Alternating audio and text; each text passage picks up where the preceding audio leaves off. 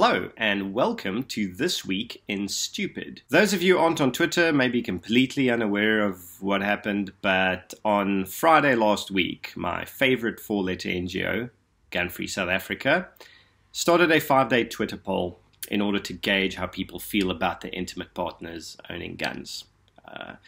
I'll link the tweet below that includes the poll in the description. 30,000 people voted, nearly 30,000, just short. And 86% of them voted that they are perfectly happy and feel completely safe with their intimate partner owning a gun. How's that for shooting yourself in the foot? The timing of this poll is curious as well, isn't it? Because it ran up until yesterday, the day before Valentine's Day, which means that the whole intent of this thing was to get a nice negative response so that they could be flogging the dead horse that is the Oscar Pistorius saga some more, despite the fact it hasn't been a relevant talking point in the gun control versus gun rights debate for years. That kind of backfired, didn't it? In a big way. 30,000 respondents, that's a big number of people that selected to say they're happy with their partners owning guns. This illustrates again, Gun Free South Africa doesn't have any broad-based domestic support. It's a thing we've been saying for years. It's something we've been pushing really hard recently, especially with a constitutional court case last week, where GFSA was admitted as a friend of the court. Now, while we're on this topic, explain to me this. How can an NGO that receives between 50 to 90% of its total funding from a single foreign charity known as the Open Society Foundation, and it probably receives close to 100% of its funding, about 90% to be honest, completely from OSF affiliated organizations and individuals, if they're not receiving from the OSF themselves. I will also link the evidence to that in a nice big research article in the description below, so you can go check that up for yourself. How can we allow a foreign funded NGO who is participating in our legislative processes under the guise of promoting social justice to actually undermine our civil rights and our legal processes in this way?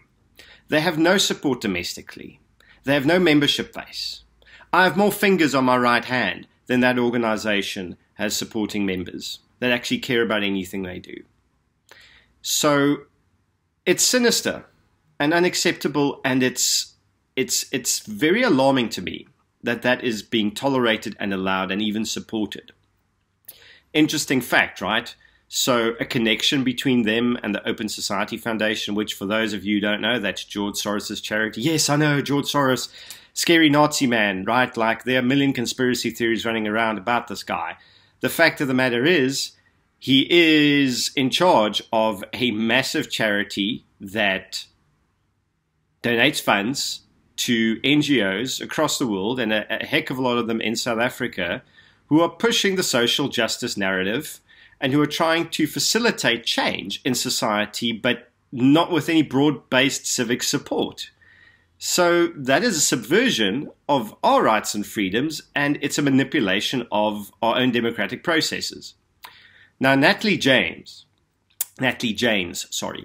who was the former national chairperson of Gun Free South Africa, is the current sitting director of grants and learning, I believe, at the head office in New York.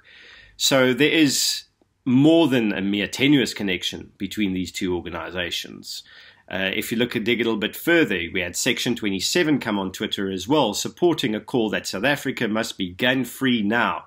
Section 27 received nearly 2 million rand from the OSF in 2016. It's right there in the annual reports. They can combine forces with Amandla Mobi, another OSF recipient. The Daily Maverick got money from them, and they regularly punt Rebecca Davis's articles, Rebecca Davis being infamously supportive of Gun Free South Africa.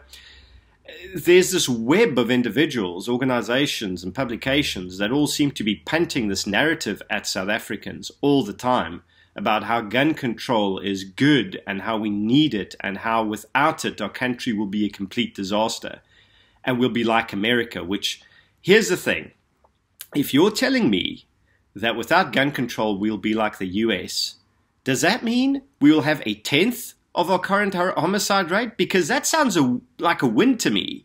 This concept of bashing the United States for their lax gun laws when they have 10 times less murder than we do, and we're holding that up as a failure. It's a success story. Holding it up as a failure makes you look really stupid, doesn't it? Because it's everything but that. So there's that angle that's being punted. Like, we need gun control, despite the fact that under the previous act, before we had this brainchild of theirs, which is the Firearms Control Act of 2000, the longest and sharpest sustained drop in the South African homicide rate happened between 1993 and 2004, which was under the old Arms and Ammo Act.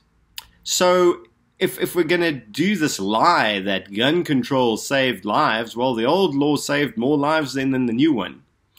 So you took something that wasn't broken and you fixed it, and you broke it more.